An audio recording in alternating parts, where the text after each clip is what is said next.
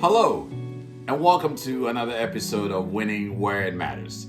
My name is Kyei Amoako, and it's a pleasure to have you join me once again. A few weeks ago, I conducted an informal survey. I was with a group of people, and I asked a question.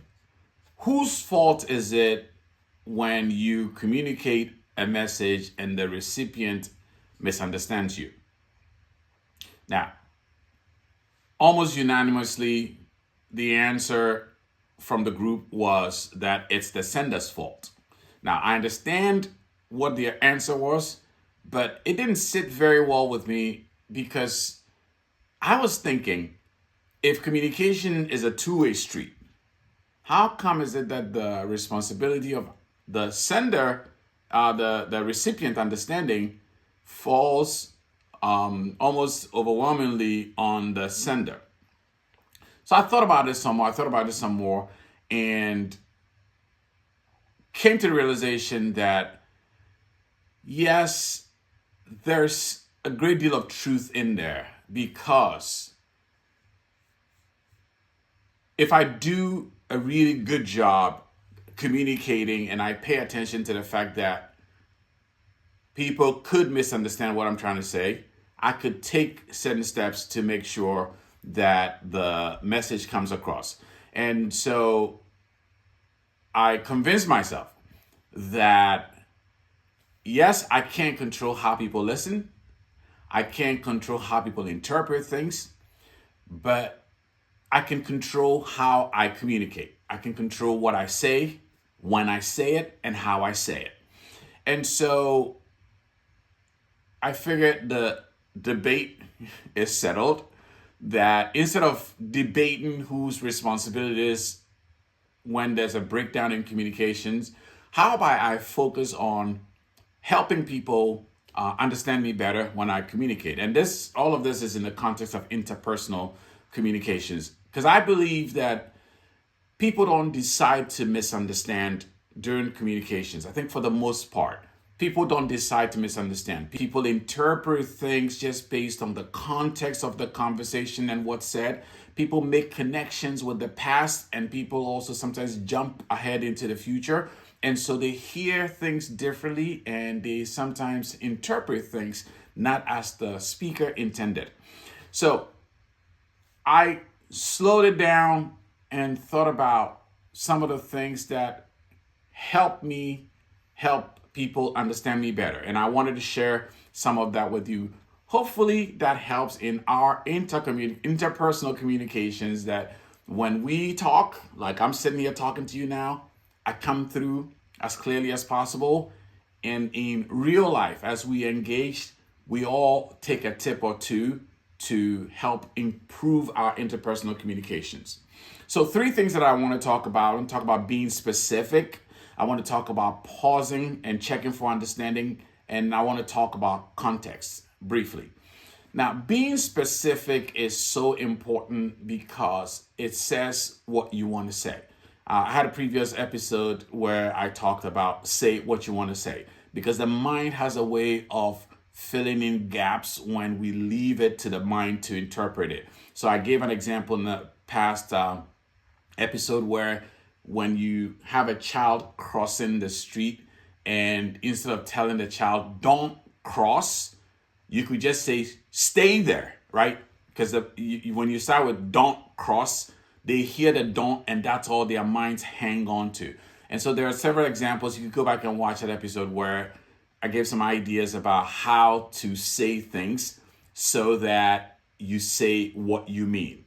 Yes, we're human. Sometimes we will say what we mean, but in disguise and twist it. But as much as possible, let's make the effort to be specific. That way, when people hear you, they hear what you intended. The second thing that I want to talk about as a suggestion for helping people understand you better is about checking for understanding. This is a monologue and we're on video, and so it's hard to check for understanding. But if we were talking in person, what would be helpful is for me to watch your body language, listen to myself also, and just make sure that I'm not dominating conversation and that I am paying attention to whether you are understanding what I'm saying. And sometimes that means just pausing, creating a little bit of room so you could chime in, or pausing and giving you time to process what I've said so that it's not an overload, and then in your mind you are now telling yourself, when is this guy going to let me talk? When is this guy going to let me talk, right? Because you might have something that you might want to ask to clarify so we could move on. But if the speaker keeps talking, it sometimes gets in the way because you want to be polite and you don't want to jump in, but then they are not checking for understanding and giving you the room to ask clarifying questions. So on our parts as the speaker, check for understanding. You could ask directly and say, is what I'm saying making sense? Or is this clear? Or what do you think? Or sometimes just give it a natural pause so it signals to the person listening to you that, hey, yeah, you can say something, right? Exactly. So pausing to check for understanding, that could help people in an interpersonal situation understand you better. The third thing I want to throw in there, context. Context is everything. Context is everything. And so it helps if you can give context. It also helps when you are mindful of context within which you're engaging, so you choose words carefully. I remember in a conversation with a senior colleague of mine, and I was paying them a compliment, and I said, man, you are like my uncle at work. And I said that, which says to me, you're not just like my brother, because my brother's like my peer, but you're like my uncle. And it made him a little bit feel a little bit awkward, because he said to me, Jay, that makes me too old. I'm not that old. And I had to explain to him the context of why I said what I said. It's a compliment, and we're like family, and he's not just my brother. He's like the guy I go to for advice and the person that I look up to. And it's like, oh, now that you've explained it, I could see how I'm your uncle at work, right? So that context helped get the point across, but the context was missing.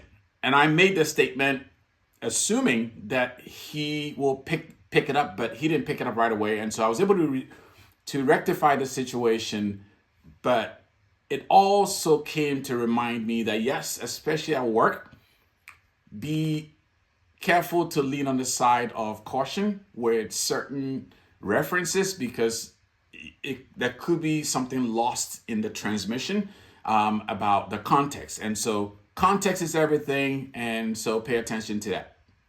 I hope in this episode I've been specific enough, I paused for understanding, and I gave you enough context. And I hope this is helpful. If there's any way that I could be of more help, don't hesitate to reach out. As always, I believe in you, and I hope you believe in yourself too. I'll see you on the next one.